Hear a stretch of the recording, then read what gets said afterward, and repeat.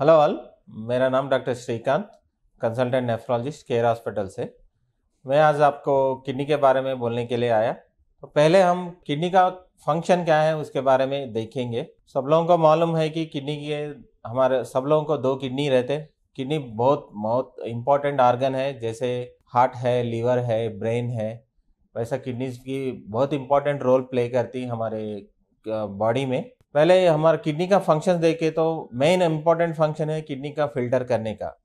जो कुछ भी हम खाते पीते रोज, जितना भी हम खाते पीते, जो बॉडी को जो ज़रूरत नहीं है वो बॉडी से फिल्टर करके, जो एक्सेस मटेरियल रहते हैं, जो वेस्ट मटेरियल रहती है, उसको टॉक्सिक मटेरियल रहती है, उसको फिल्टर करके यूरिन के जरिए भेजने की इम्पोर्टेंट ऑर्गन है किडनी। हर एक किडनी में एक एक ऑलमोस्ट एक मिलियंस ऑफ नेफ्रॉन्स रहते हैं। सो दो किडनी में ऑलमोस्ट एक मिलियंस ऑफ नेफ्रॉन्स रहते हैं। मिलियंस नेफ्रॉन्स है कि एक टाइनी छोटा सा फिल्टरिंग यूनिट्स है। तो ये नेफ्रॉन्स के द्वारा, जो मैं जो अभी बोल रहा था, जो खाते पीते जो टॉक्सिक वेस्ट मटेरियल्स रहते हैं, फिल्टर होके हमको बॉडी को जो ज़रूरत नहीं उसके जरिए चले जाते हैं। और एक इम्पॉर्टेंट फंक्शन है किडनी की, बहुत इम्पॉर्टेंट काम है कि हमारा वाटर लेवल, बॉडी में जो वाटर रहती, हम जितना भी खाते जितना भी पीते, कुछ लोग 2 लीटर्स पीते, कुछ लोग 10 लीटर्स पीते, कुछ लोग 8 लीटर्स पीते, कुछ लोग हाफ लीटर पीते, कुछ लोग 1 लीटर पीते। जितना भी पीते वाटर दिन में, वो लेवल बॉडी को जितना पानी चाहिए वो लेवल मेंटेन करने वाली ऑर्गन है किडनी है वो। और दूसरी है उसके बाद की इंपॉर्टेंट फंक्शन है किडनी की, बॉडी में जो इलेक्ट्रोलाइट्स रहती, सोडियम है, पोटेशियम है, कैल्शियम है, फास्फोरस है, मैग्नीशियम है, जो कुछ भी इंपॉर्टेंट इलेक्ट्रोलाइट्स और एसिड्स रहती, वो उनका बैलेंस रखने का मेन फंक्शन, मेन जो इम्पोर्टेंट फंक्शन है जो उसको बैलेंस करने की, वो किडनी का महत्वपूर्ण रोल रहती है इसमें भी। और उसके साथ साथ हमारा बीपी कंट्रोल करने की जो हार्मोन्स रहती, रेनिन है, जो मेन इंपॉर्टेंट हार्मोन्स रहती, उसको मेंटेन करने की फंक्शन है जो किडनी का रोल रहता उसमें भी। और उसके साथ साथ अभी हम बॉडी में ब्लड लेवल्स को मेंटेन करने के लिए एक इम्पॉर्टेंट हार्मोन की ज़रूरत रहती, वो भी किडनी के द्वारा ही प्रोड्यूस होती है। उसको भी लेवल मेंटेन करके ओवरऑल बॉडी में खून की जो हीमोग्लोबिन हम जो बोलते हैं ना, उसकी मेंटेन करने की जो रोल है वो किडनी का ही रहता। उसके साथ साथ बॉडी में जो कैल्शियम की मेटाबॉलिज्म, कैल्शियम का लेवल मेंटेन करने की जो रहती, विटामिन डी का इंपॉर्टेंस रहती। विटामिन डी का men active form of vitamin जो रहती, वो प्रोड्यूस करने की ऑर्गन है किडनी है।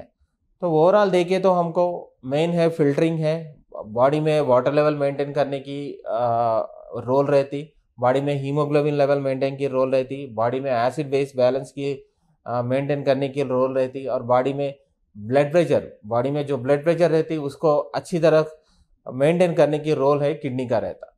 ये है नॉर्मल किडनी का फंक्शंस है। अभी हम किडनी की बीमारी की रीजंस देखेंगे। वजह बहुत सारे रीजंस है, उसमें हमको एक एक देखेंगे one by one, step by step. तो बहुत इंपॉर्टेंट रीजन है डायबिटीज। अभी वर्ल्ड वाइड देखे तो इंडिया एक डायबिटीज का कैपिटल बन गया है आजकल। इंडिया में बहुत रोज देखे तो अब नंबर ऑफ केसेस बढ़ते ही जा रहे डायबिटीज। और उसके बाद डायबिटीज और ज़्यादा और देखे तो इंडिया में हमारा साउथ इंडिया में ज़्यादा है। साउथ इंडिया में अभी तेलंगाना में देखे तो हैदराबाद में तो सब लोगों को मालूम है कि जो डायबिटीज़ की बीमारी है दिन भर दिन बढ़ते ही जा रहे। तो जैसे कि डायबिटीज़ का इंसिडेंस बढ़ते ही जाते, वैसा किडनी बीमारी भी बढ़ जाती। तो हम देखें तो ऑलमोस्ट 100 डायबिटीज़ पेशेंट्स को लिए तो उसमें ऑलमोस्ट हमको एक 40 to 50% ऑफ द पेशेंट्स को कैसा भी देखे तो कुछ ना कुछ तो किडनी की इफेक्ट होने की चांसेस 100% रहती।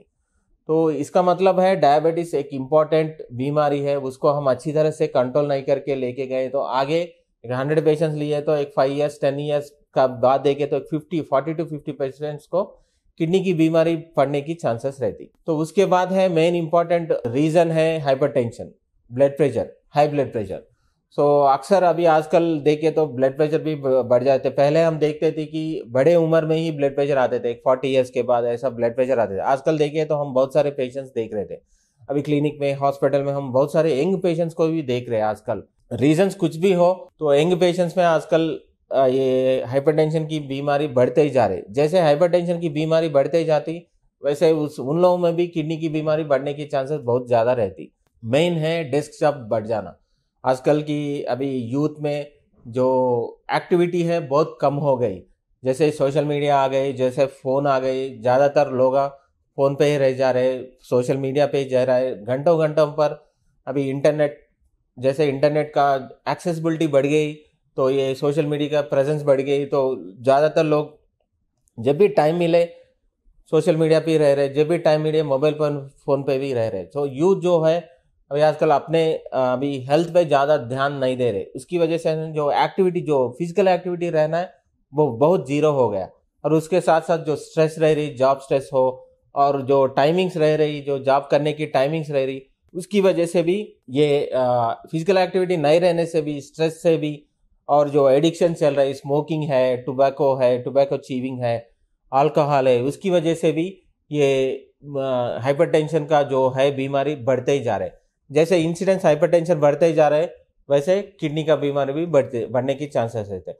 और ज़्यादातर हम देख रहे हैं कि यंग जो हाइपरटेंशन, यंग पेशेंट्स में जो बीमारी बीपी आती, तो वो लोग जाए ना कुछ दिन दवा लेते और उसके बाद छोड़ देते, अपनी मर्जी से छोड़ देते, बिना डॉक्टर की सलाह से अपनी मर्जी से कुछ दिन यूज़ करते। और जैसे कि बीपी नॉर्मल होते हैं, वो लोग सोचते हैं कि हमारा बीपी अभी नॉर्मल हो गया, अभी हमको ये दवा लेने की जरूरत है, खुद ब खुद सेल्फ डिसीजन लेके क्या बोलते हैं मेडिसिन स्टोर दे रहे।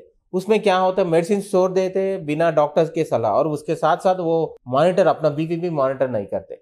इसकी वजह से क्या ना, वो लोग कुछ दिन के बाद 5 ईयर्स ऐसा धीरे धीरे किडनी की बीमारी आने की चांसेस है। तो एक है डायबिटीज है, हाइपरटेंशन है। उसके बाद है मेन इंपॉर्टेंट रीजन रहती ग्लोमेरुलर डिसीजेस। ग्लोमेरुलर एक चीज है नेफ्रॉन में, मैं जब पहले बोल रहा था कि नेफ्रॉन है, ग्लोमेरुलर एक टाइनी यूनिट है। अभी हर एक किडनीज में 1 मिलियन नेफ्रॉन्स रहती, एक नेफ्रॉन में एक ग्लोमेरुलस रहती। ग्लोमेरुलस मीन्स वो एक फिल्टरिंग यूनिट है बॉडी में। तो वो भी इफेक्ट होने की, कुछ बीमारी ग्लोमेरुलर डैमेज हो जाती है, उसमें कुछ बीमारी ग्लोमेरुलोनेफ्राइटिस बोलते मेडिकली, वो चीज़ों से भी किडनी धीरे धीरे डैमेज होने की चांसेस है। तो main glomerular disease world wide है आईजीए नेफ्रोपैथी। आईजीए नेफ्रोपैथी एक बीमारी है जिसकी वजह से धीरे धीरे किडनीज डैमेज होने की चांसेस है। उसके साथ साथ और ग्लोमेरुलर डिसीज है, लूपस नेफ्राइटिस है। ये जो बीमारी है ज़्यादातर फीमेल्स में आने की चांस है, मेल में भी रहते हैं, but most of the times ये फीमेल में ही आने की बीमारी है, लूपस नेफ्राइटिस। उसके साथ साथ बहुत सारे एफएसजीएस, ये जो है ग्लोमेरुलर डिसीज है, डायबिटीज, हाइपरटेंशन, उसके बाद ग्लोमेरुलर डिसीज मेन काज है जो जिसकी वजह से किडनी डैमेज होने की चांसेस है। और उसके बाद है मेन और एक रीजन है अभी जेनेटिक डिसीज, फेमिनियल डिसीजेस बोलते हैं हम। तो जो घर में आने की चांसेस है, जो पेरेंट्स को रहते हैं उनके बेटे, उनके बच्चों में आने की चांसेस है। उसमें मेनली हम देखें तो ADPKD, autosomal dominant polycystic kidney disease, जिसमें है ना किडनीज में पूरे तरह से छाले आ जाते। तो ये जो है फैमिलीज में रन होती, ये जो वन ऑफ द इम्पोर्टेंट काज है। तो उसके बाद हम काजेस देखे तो और वजह देखे तो पेन किलर्स, ज़्यादातर लोग अभी बिना डॉक्टर के प्रिस्क्रिप्शन, जब भी कुछ भी पेन आ गए, कुछ भी दर्द आ गए, एक बार जाके अपनी मर्जी से ओवर द काउंटर वो पेन किलर्स लेते। वो एक बार वो पेन किलर से उनको अच्छी तरह से पेन कम हो गई तो वही पेन किलर्स रेगुलर खाने की आदत पड़ जाती, तो उनको मालूम भी नहीं रहता कि वो धीरे धीरे हमारे किडनीज को डैमेज कर जाती। तो पेन किलर्स को बिना प्रिस्क्रिप्शन नहीं लेना। जो पेन किलर्स रेगुलर बिना प्रिस्क्रिप्शन खाते ही जाते, उन लोगों के भी डैमेज होने की चांसेस रहते हैं। ठीक है।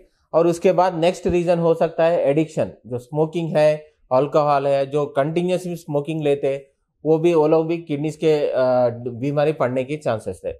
ये है फ्यू इंपॉर्टेंट काजेस है किडनी बीमारी के लिए।